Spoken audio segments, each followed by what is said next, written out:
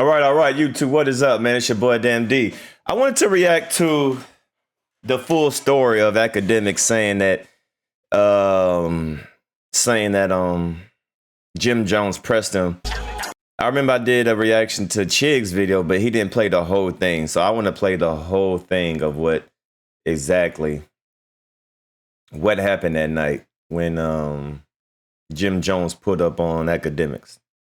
The whole time, like Lala look a little bit different in person. At least from what I remember her looking at. I haven't seen her online recently. I didn't go Google her. But yeah, there ain't really much rappers in there. Like Richard Kid was there. Oh, I did bump into Jay Critch too. Like Jay Critch, me and Jay Critch took a picture. But remember we squashed that shit on stream. But so yesterday, yeah, I'm there, I'm just moving around, blah blah. You know, every time, like, I ain't gonna lie, Birdman rock with me, you know, and I rock with him. He's a cool dude. So usually when he pull up in his bus, I go tap in with him. We chop it up a little bit, whatever. And because I let Vlad meet him, right? So I'm like, I introduce him, whatever. That's on stream. But then I go to the show because I can hear why the show is starting. The reason why I go, because I've seen the show a bunch of times now. So really, I be just there just to kick it with niggas, you feel me? But the real, I'm with Vlad, so I'm like, yo, let me bring him that he could see the show. The real reason that I wanted to bring Vlad there, and again, I want to thank the NBA team. When I did tell him, I was like, yo, Vlad's coming. Is he valid? Is he cool? And they're like, yo, he's good. Like, he's your guest. We gonna take care of him. Like, they showed him so much respect that Vlad thought I was the boss. Vlad's like, damn, yo, these things rolling out the red carpet. Like, everybody came and met him, you know, from all of the managers for YB, all of the younger artists. And shit, even Lil Tim came over showing respect and everything, you know? So, yeah. I want Vlad to get the experience because I feel like, I know YB don't fuck with mad media niggas, but sometimes when I'm talking about how big of an artist he is, people don't get it. Because a lot of these media dudes, they're not going to a young boy show. Like, you know what I mean? Like, I'm not the youngest media dude, but I'm probably the youngest media dude that's in the fucking realm of, these are the concerts I like going to. You get what I'm saying? Or these are the artists I'm checking for. So when I'm usually speaking to a Vlad and I'm telling him about the impact of like young boy, like he doesn't get it. He wouldn't get it because he's never been there. Like he haven't really seen it. And he's comparing it to other artists. So I wanted him to come see it. And so I'm like, yo, Vlad, let's go watch the show. Because I want him to see like the fans there be the way they operate for YB is different from even respectfully 2C, Offset, or even everybody else on the lineup. Them niggas is drones for YB. It's just like a tidal wave in there. So we go in there. I told Stunner, that's Birdman, I said, yo, because every time he come up, we be side stage, we be drinking, just watching the show. I'm like, yo, I'm going to see you when you come out, because Birdman's on his own time. So we go there, we're watching the show, we're watching on the side. The security and them, and like the police over there, they're like, yo, because I guess, I don't know how people got in there, but right there in front of the stage, nobody's supposed to be. They're like, yo, could y'all just go on that riser real quick to the side? We going to kick everybody out that, because we know Birdman and you and some of his management team, and like and Youngboy invited guests, we need them to be here. So I go over to the side, but I'm also waiting for Birdman to come. I see Birdman, and pause on that. I see Birdman walk in. I'm like, oh shit, Birdman. Because again, we watch the show together most of the time, you know? I'm walking down there, but I'm like, because I'm on the rise, I'm like, oh shit, I even went in front of my security. I'm like, oh shit, let me go tap with Birdman real quick. We about to watch him. As soon as I walk down, I see Jim Jones. Now, I'm going to keep it a being with y'all. And again, I'm only speaking from my perspective. And y'all know, like, when I be telling these stories, I don't never be hyping nothing, right? Like, I think I'm pretty fair. I was walking quickly to get to Birdman, but right behind Birdman was Jim Jones. Jim Jones had brought his mom. I didn't even realize he brought his mom. Like, Mama Jones, he brought his mom. So I'm walking mad quickly. But I ain't gonna lie to you, I think the way Jim seen it was like I'm walking up on him. I swear. Like, because I'm walking mad quick. And so I see Birdman and I see Jim Jones. And I'm like, oh shit, Jim, what up? Now let me tell you the history with me and Jim. I don't know of in history. I did an interview with Kanye West. Kanye West said he gave Jim Jones $2 million and he was mad that Jim Jones couldn't make him a PDF. Okay, that went viral. Jim was trying to get some buzz at the time. Jim, I don't know how, like through an intermediary, hits me to say, yo, I want to do an interview responding to Ye. It never happened, but while I set it up, Jim says to me, yo, we should probably get on the phone because, you know, like, yo, I just want to make sure we good, right?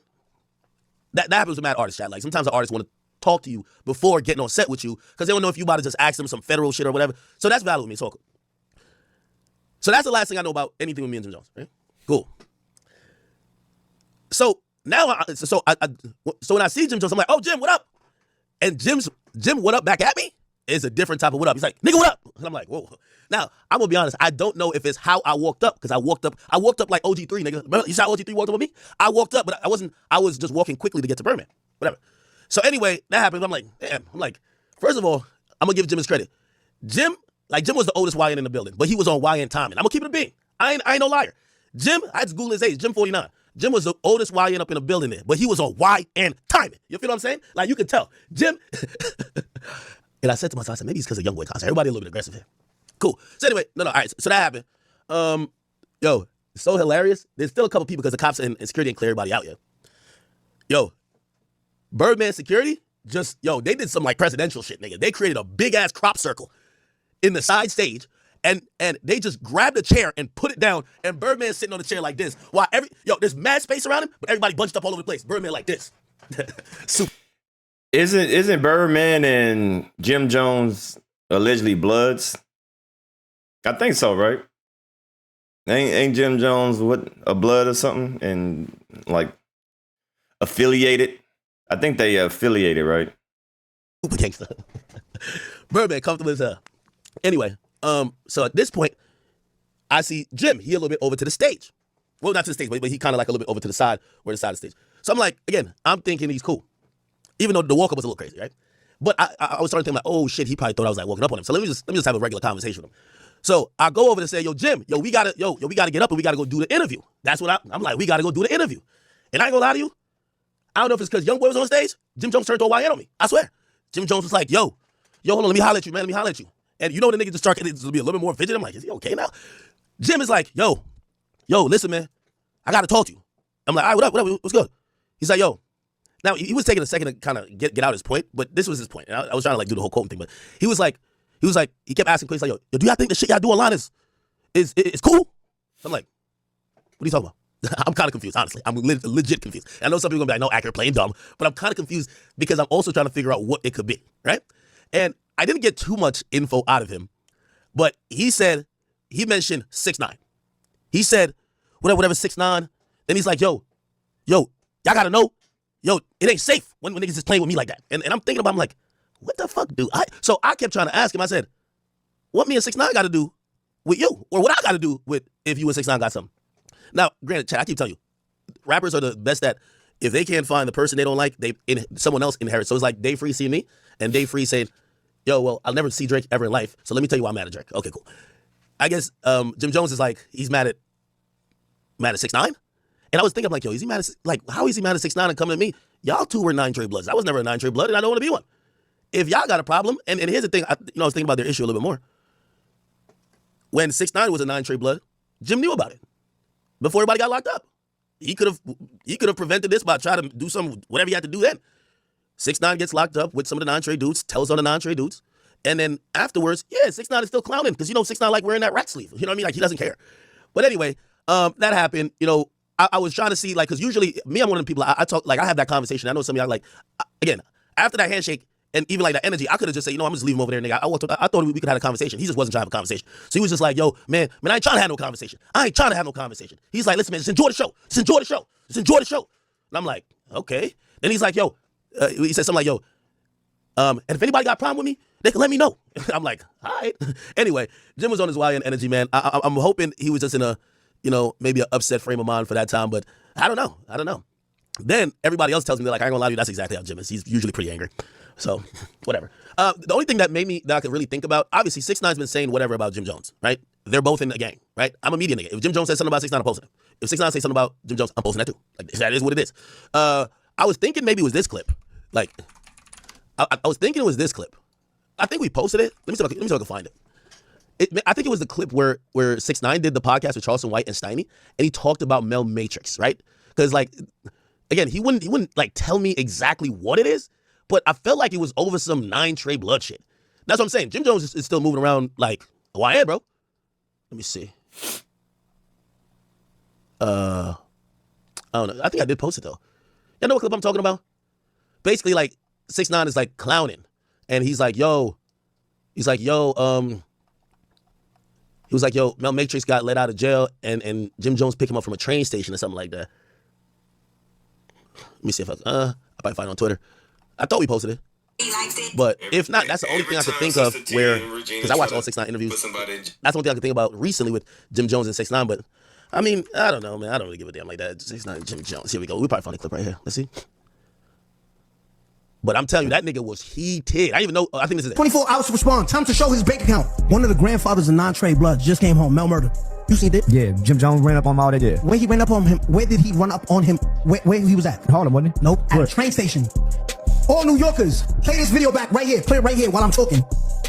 A grandfather, a high-ranking blood member came home early because they gave him 11 years. He came home in 6. And the federal penitentiary explained that. But listen, put the video right here.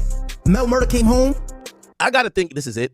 right? Because I'm thinking anything otherwise. I know somebody like in a chat that has more time to research is probably gonna be like, "You're playing stupid." No, I'm not playing stupid, my nigga. Like I'm really trying to like. I know 6ix9ine's been saying stuff about him. I don't give a damn about Jim Jones. I really like, you know what I mean. In the grand scheme of things, I'm covering NBA YoungBoy. Like there's no. The only time I cover Jim Jones was when he was cloud chasing off Nas, right?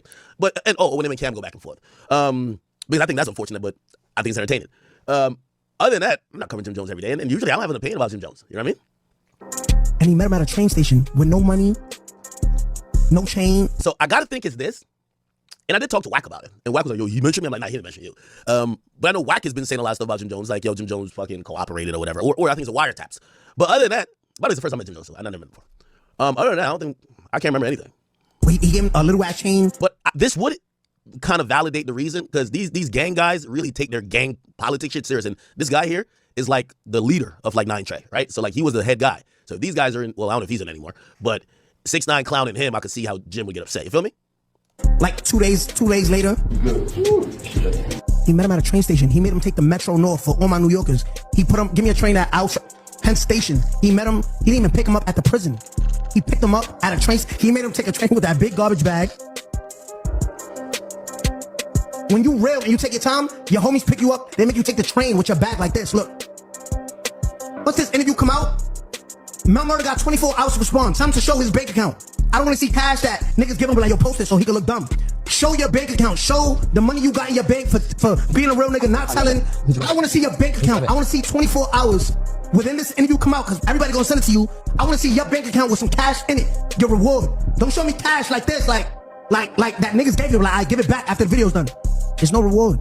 Anyway, so I gotta think it's this video, right? Because I don't think he's been talking about it recently, or it might just be overall that 6ix9ine told.